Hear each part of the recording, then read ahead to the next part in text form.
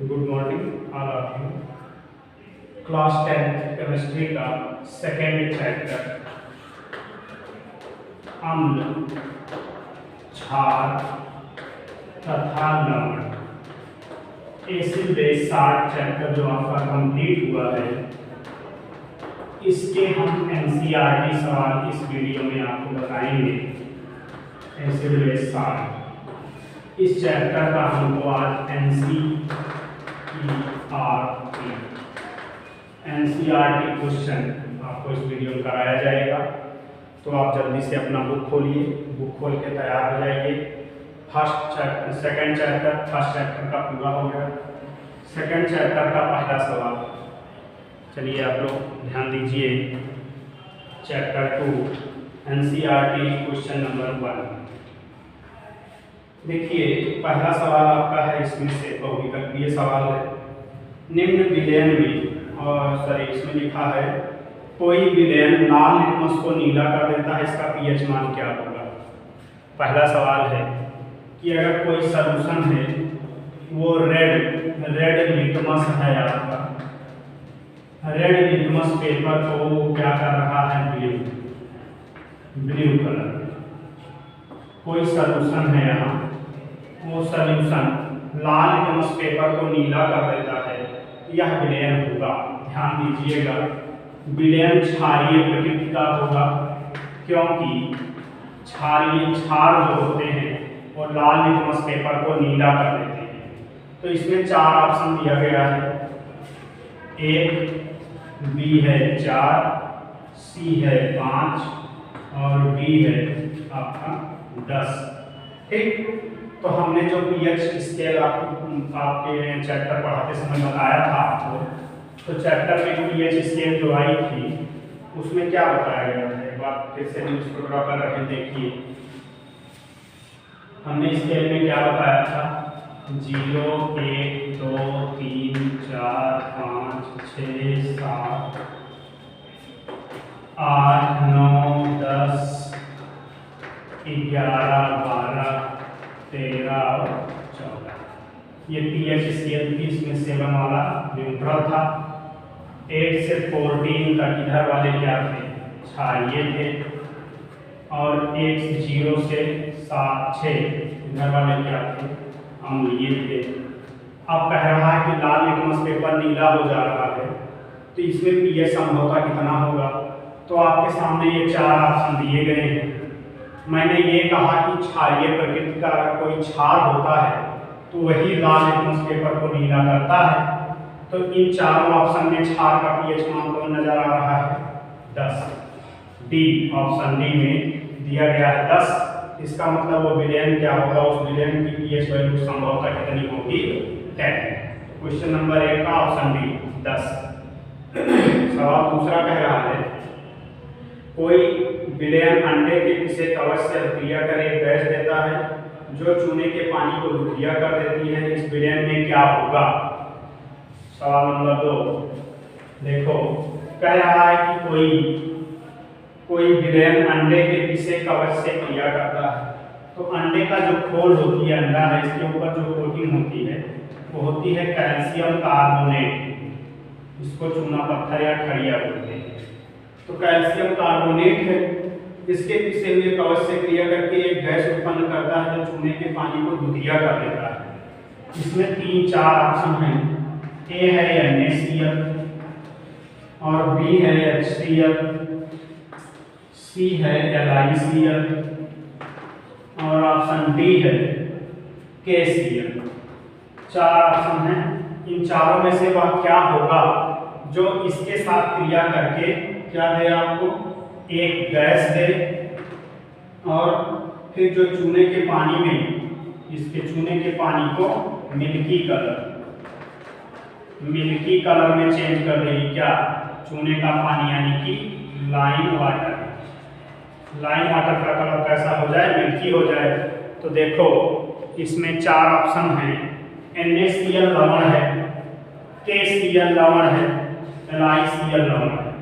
Salt है प्रकृति में, सो ये रिएक्शन नहीं करेंगे क्योंकि कैल्शियम कार्बोनेट भी आपका साल्ट है। अब देखो बात आई HCl की। तो अगर हम CaCO3 की क्रिया HCl से करा देते हैं तो क्या होता है, देखो CaCO3 प्लस HCl, आपका देखो Ca है Cl है, तो ये कैल्शियम क्लोराइड में बदल जाएगा। 2 मॉलिक्यूल ले लेते हैं, 2H और 1O H2O बदल जाएगा, और यहाँ केवल क्या बच रहा है, CO2। यही है वो गैस कार्बन डाइऑक्साइड, जो कि लाइम वाटर चूने के पानी में डालने पर उस पानी के रंग का दुधिया रंग बदल देती है। तो ऑप्शन कौन सा सही होगा, HCl वाला। ऑप्शन कौन सा है, देखो ऑप्शन नंबर बी HCl। ठीक, अब सवाल नंबर 3 देखो, कह रहा है NaOH का 10 ml विलयन HCl के 8 ml विलयन को उदासीन करता है। यहाँ हम लिख ले रहे हैं NaOH, यहाँ लिख रहे हैं HCl। तो NaOH का 10 ml HCl के 8 ml को उदासीन करता है। यदि हम NaOH के उसी विलयन का 20 ml ले लें, अब अगर ये 20 ml हो जाएगा तो पूछ रहा है ये कितना होगा, 10 ले रहे हैं तो 8, तो 20 ले रहे हैं तो कितना हो सकता है, 16 ml। ठीक, तो इसमें ऑप्शन नंबर डी टिक कर लीजिए, 16। क्वेश्चन नंबर 4 देखिए, कह रहा अपच का उपचार करने के लिए निम्नलिखित किस औषधि का प्रयोग करते हैं। अगर हमारे पेट में गैस बन गई, अपच हो गया, तो अपच का उपचार करने के लिए हम किस औषधि का प्रयोग करेंगे। इसमें है antibiotic, analgesic, anti acid, antiseptic. हमने आपको बताया था प्रति अम्ल। प्रति अम्ल में कौन कौन आता है, जिंटेक आती है, बेकिंग सोडा आता है, इनका यूज करेंगे। प्रति अम्ल को ही क्या बोलते हैं, एंट एसिड। एंट एसिड, तो हम इसका यूज करेंगे ऑप्शन नंबर सी। कह रहा है कि क्वेश्चन नंबर 5 कह रहा है समीकरण लिखिए और उसके बाद संतुलित समीकरण लिखिए। तन सल्फ्यूरिक अम्ल दानेदार जिंक के साथ क्रिया करता है। सवाल नंबर 5 में ABCD करके है, तो देखो A, B, C और D। A पॉइंट है जिंक के साथ H2SO4 की क्रिया है। फिर है HCl Mg के साथ Mg प्लस HCl है। फिर है सल्फ्यूरिक अम्ल एल्युमिनियम पाउडर के साथ Al प्लस H2SO4 है। और लास्ट में है HCl लोहे के रेत के साथ, यानी कि Fe प्लस HCl। ये 4 सवाल आया है आपके बुक में NCERT में, और आपसे ये पूछ रहा है कि इनका समीकरण लिखिए और संतुलित करिए। तो जिंक धातु पर सल्फ्यूरिक अम्ल की क्रिया कराने से क्या होगा, ZnSO4 zinc sulphate plus H2 gas. अभी बैलेंस करने की बात करते हैं, पहले इसको लिख लें। Mg प्लस HCl है तो MgCl2 plus H2। Al H2SO4 के साथ है तो Al2SO4 का थ्रायस प्लस H2। FeHCl के साथ है तो FeCl3 क्लोराइड हो गया और H2 गैस हो गया। अब इसको आप बैलेंस करें। बैलेंस ऊपर वाला देखो बराबर है, बीच वाला देखो MgCl2, यानी कि अगर हम यहाँ 2HCl ले लें ये बराबर है। तीसरा देखो Al2 है, यहाँ 2Al करना पड़ेगा, और SO4 3 बार है, यहाँ 3H2SO4 कर लें। टोटल हाइड्रोजन यहाँ हो गए 6, यहाँ 3H2 कर लें। यहाँ देखो FeCl3 और H2 है। अगर यहाँ पर हम 2FeCl3 करके यहाँ 2 मॉलिक्यूल ले लेते हैं, अब देखो यहाँ हमारे पास 6 क्लोरीन आयन हो गया, यहाँ 6HCl कर रहे हैं, और यहाँ क्या करते हैं 3H2। ये आपका क्वेश्चन नंबर 5 का ABCD होगा, इसका स्क्रीनशॉट ले लीजिए। अब आप क्वेश्चन नंबर 6 पे आइए।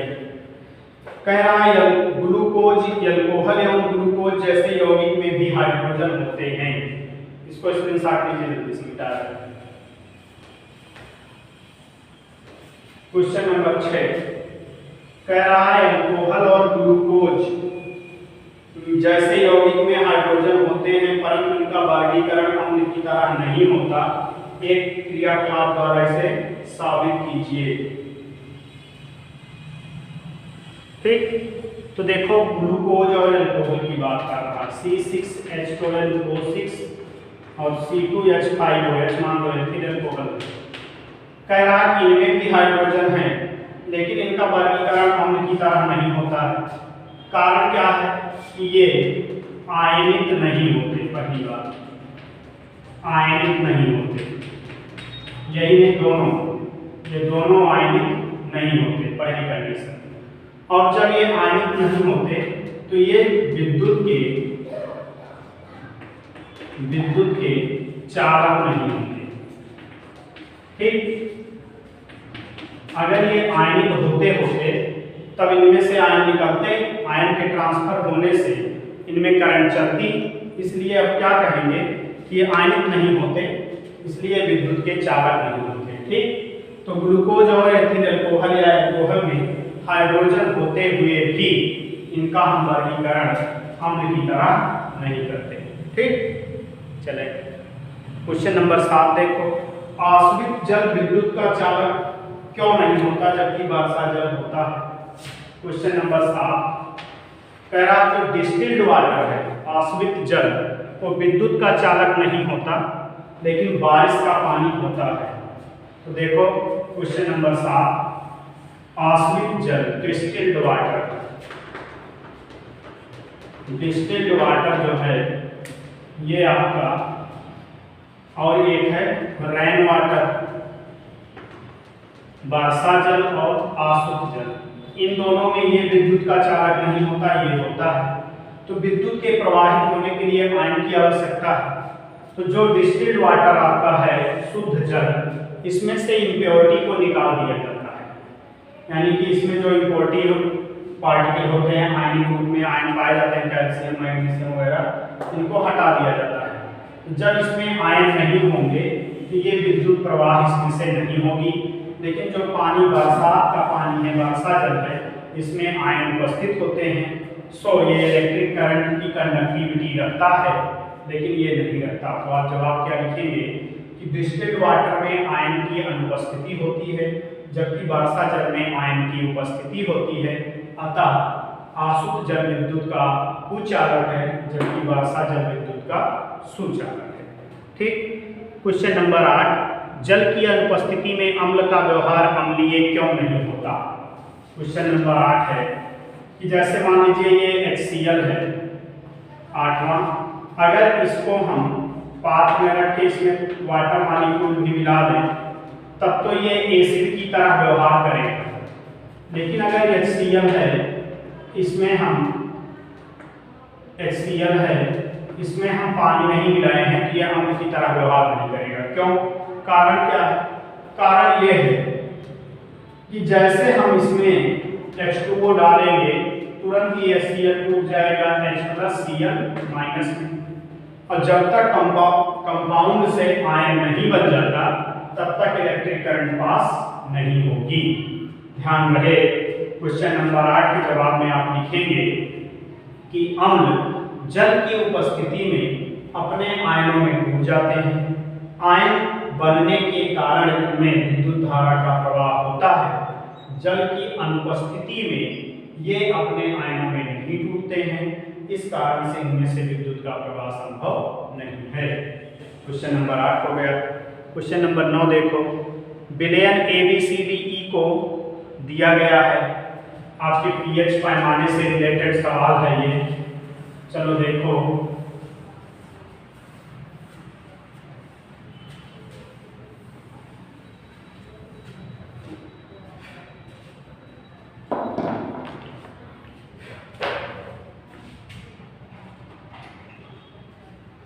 क्वेश्चन है 9, 5 विलयन ABCDE की सार्वत्रिक सूचक से जांच की जाती है जिनके pH मान क्रमशः 4, 1, 11, 7 और 9 प्राप्त होते हैं। कौन सा विलयन?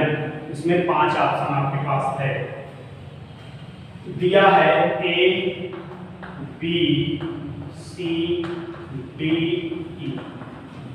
5 विलयन दिए जिनके पीएच मान क्रमशः 4, 1, 11, 7, 4, 1, 11, 7 और 9।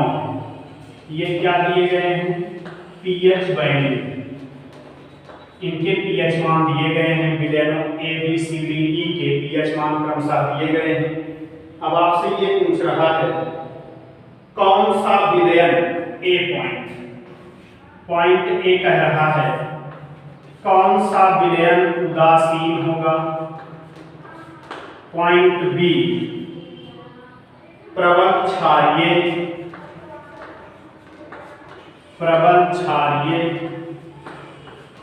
पॉइंट सी प्रबल अम्लीय।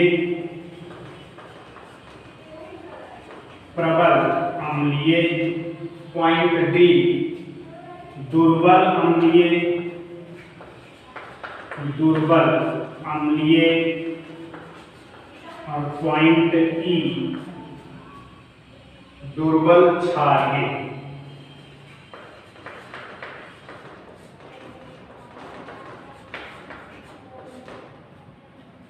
ये आपके पास 5 ऑप्शन है। कह रहा है कि पीएच मान दिए गए हैं विलयन A B C D E के 4, 1, 11, 7, 9। अब आपको इसी पीएच वैल्यू के आधार पे ये बताना है कि कौन सा विलयन उदासीन है, कौन सा प्रबल क्षारीय है, कौन प्रबल अम्लीय है, कौन दुर्बल अम्लीय है, कौन दुर्बल क्षारीय है। चलिए इस पैमाने को आप ध्यान से देखिए। पीएच मान 7 वाला विलयन तो तुरंत जान लें ये क्या हो जाएगा? पीएच मान 7 वाला उदासीन हो जाएगा। तो उदासीन कौन है? विलयन डी। तो उदासीन के आगे लिख दीजिए डी, तो क्लियर हो गया। अब कह रहा प्रबल क्षारीय।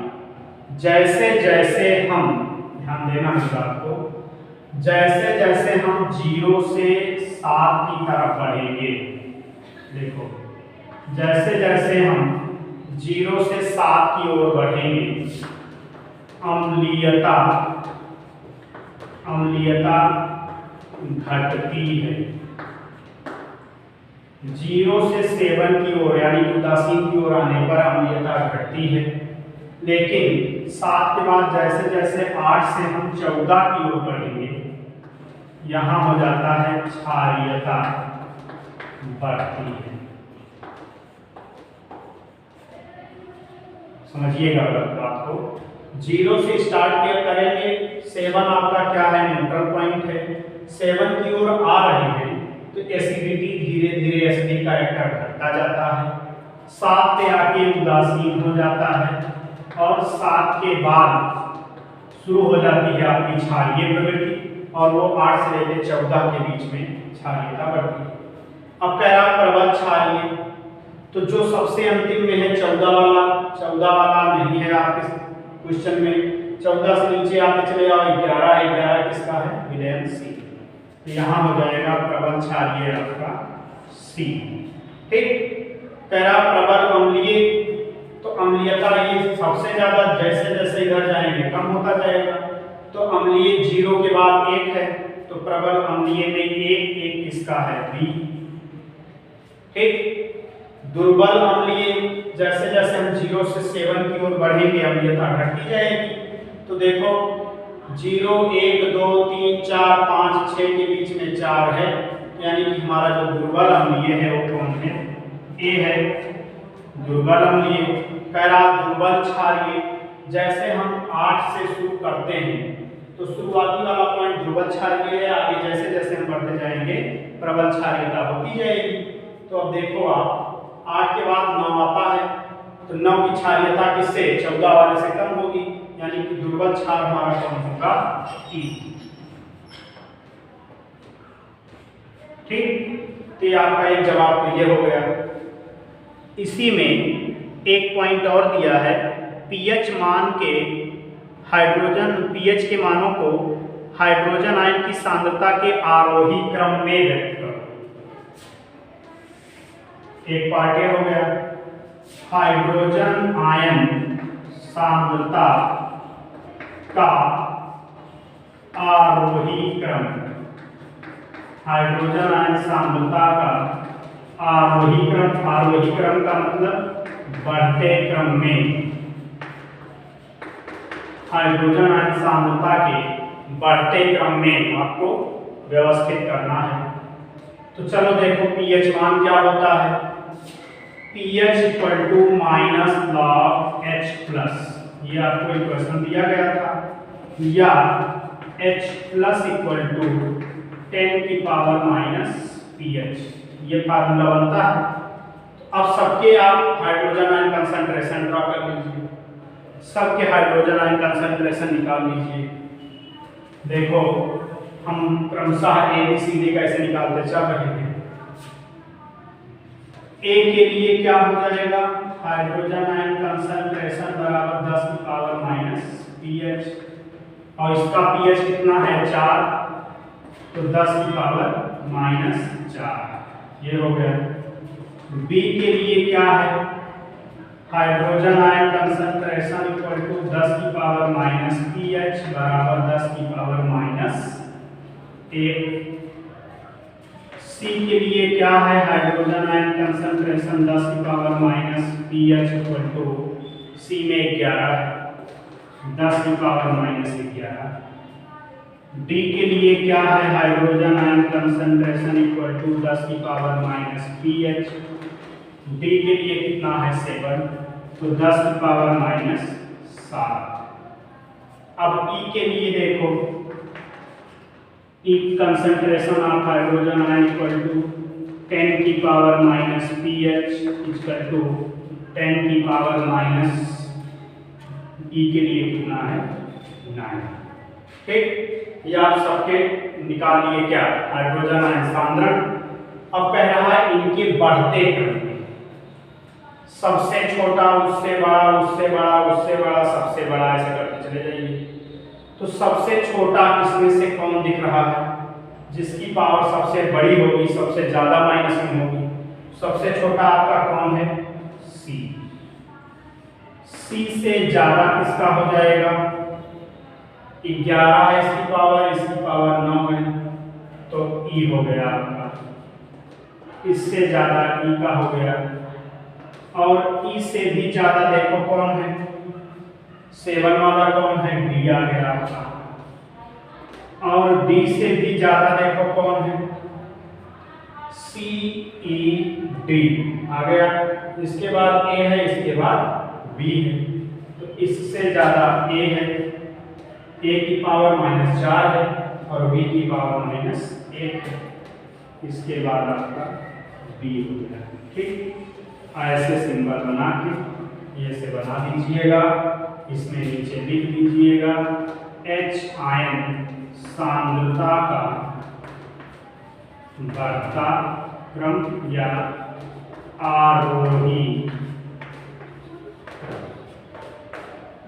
हाइड्रोजन आयन सांद्रता का आरोही क्रम। ये हो गया सवाल नंबर 9, सवाल नंबर 9, इसका स्क्रीनशॉट ले लीजिए।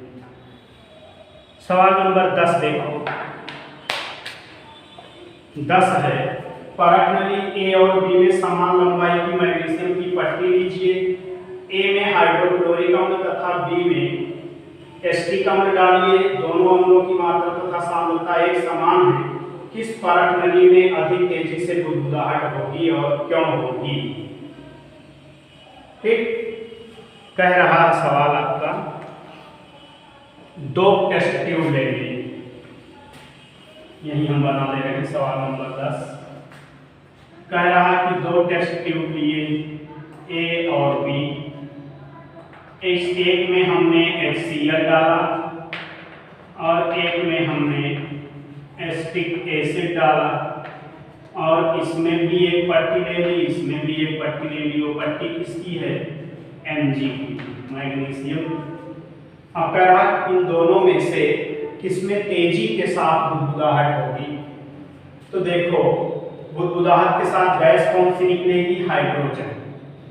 Mg प्लस HCl और CH3C double OH plus HCl। ठीक, तो यहां देखो जब हम mg जब हम इसकी क्रिया करेंगे तो ये क्या बनाएगा, ये क्या बनाएगा। जैसे हम MgHCl के साथ क्रिया करेंगे तो MgCl2 प्लस H2 देगा, और इसके साथ क्रिया करेंगे तो CH3COO का होल ट्वाइस Mg और प्लस H2 देगा। दोनों से हाइड्रोजन गैस निकले। कह रहा कि इसमें तेजी से बुदबुदाहट होगी, और क्यों? तो जो आपका HCl है ये कंपैरिजन टू एसिटिक एसिड के स्ट्रॉन्ग एसिड है, प्रबल अम्ल है। हाइड्रोक्लोरिक अम्ल एसिटिक अम्ल की तुलना में प्रबल एसिडिक होने के कारण परख नली A से जो रिएक्शन होगा तो उसमें तेजी के साथ बुदबुदाहट होगी। तो आपके सवाल में पूछा है कि इन दोनों में से किस में होगा और क्यों होगा।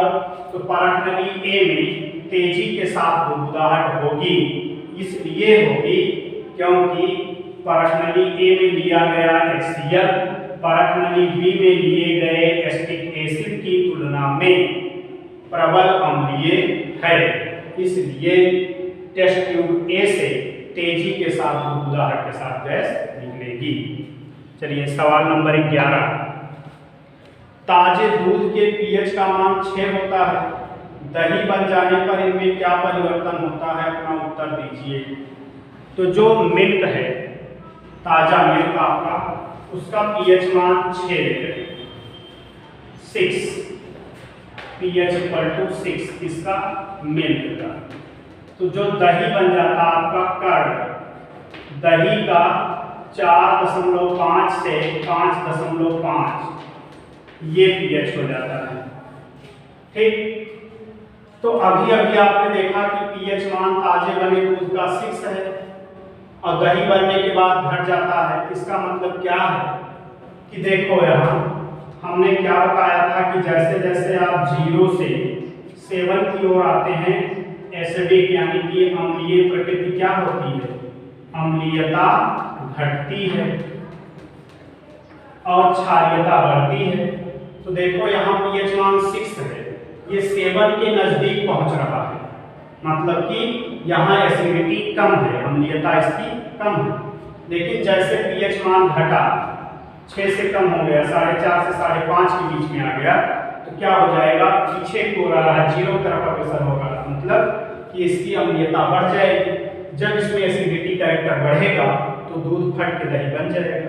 तो कह रहा है कि इसमें परिवर्तन कितना होता है, तो 4.5 से 5.5 के बीच हो जाता है pH मान कम, जब वह दूध से दही में बदल जाता है। क्वेश्चन नंबर 12 कह रहा है एक ग्वाला ताजे दूध में थोड़ा सा बेकिंग पाउडर मिलाता है, ताजे दूध में थोड़ा सा बेकिंग सोडा मिलाता है, ताजा दूध के pH के मान को 6 से बदलकर थोड़ा क्षारीय क्यों बना देता है। ध्यान दो, जब हम इसी दूध में बेकिंग सोडा NaHCO3 मिलाएंगे तो इसका pH मान बढ़ जाएगा, 6 से ऊपर बढ़ जाएगा, इसके बीच की कोई रेंज आ जाएगी, 6 से ज्यादा और 14 से कम के बीच में कोई वैल्यू आ जाएगी। तो क्या होगा, वह दूध किस नेचर का होने लगेगा, तब यह मिल्क आपका बेसिक यानी कि क्षारीय प्रकृति का हो जाएगा।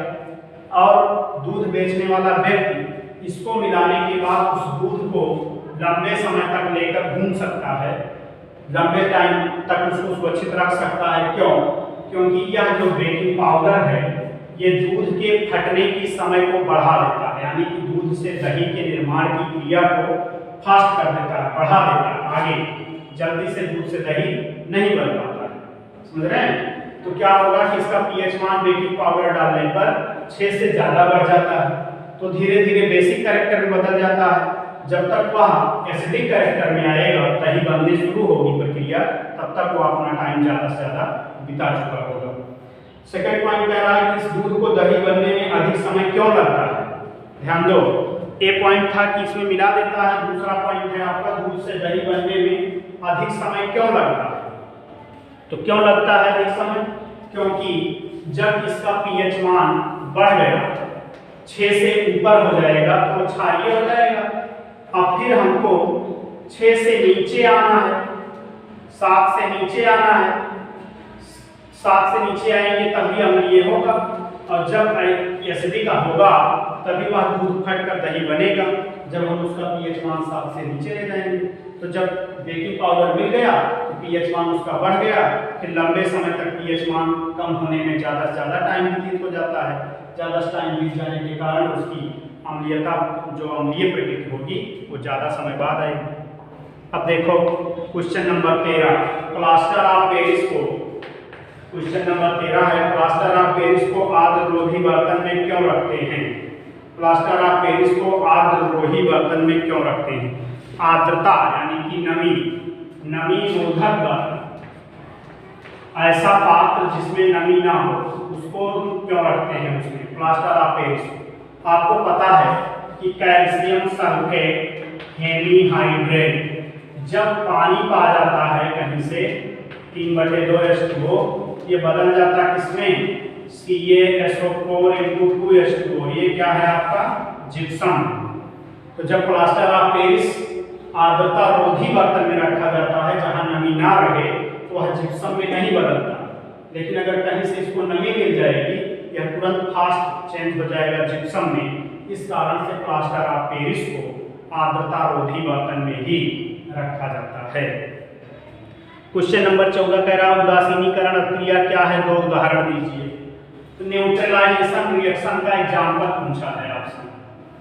तो उदासीनीकरण क्रिया हमने बताया था कि अम्ल होगा और क्षार होगा, ये परस्पर क्रिया करके लवण बनाकर उदासीन हो जाते हैं। तो इस क्रिया को हम क्या बोलते हैं, उदासीनीकरण क्रिया। ये देखो NaOH ले लिए, HCl ले लिए, NaCl और H2O बन गया था। एक एग्जाम्पल हमने ये दिया था। दूसरा एग्जाम्पल यही कर लो, KOH प्लस HCl, यहाँ से HOH H2O निकाल दो, KCl प्लस H2O, 2 एग्जाम्पल पूछा था, 2 हो गया। वह रासायनिक क्रिया जिसमें अम्ल और क्षार परस्पर क्रिया करके लवण और जल बनाते हैं उसे उदासीनीकरण क्रिया कहते हैं। एग्जाम्पल हो गया। क्वेश्चन नंबर 15 है, धामन सोडा और बेकिंग सोडा के 2 उपयोग लिखो। क्वेश्चन नंबर 15, धामन सोडा Na2CO3 × 10H2O और बेकिंग सोडा NaHCO3, इनके दोनों के उपयोग पूछे हैं, आपको बताया जा चुका है इसको। तो इस तरीके से आपका सेकंड चैप्टर का 15 क्वेश्चन एनसीईआरटी का साल हो गया। तो आप लोग 2 चैप्टर पढ़ लिए हाई स्कूल में, 2 चैप्टर रासायनिक अभिक्रिया और समीकरण पहला, और दूसरा अम्ल क्षार और लवण, 2 चैप्टर आपने कंप्लीट किया। उनके एनसीईआरटी सवाल आपके पास आ गए। अब आप अगली नेक्स्ट वीडियो में चैप्टर 3 शुरू किया जाएगा। धन्यवाद।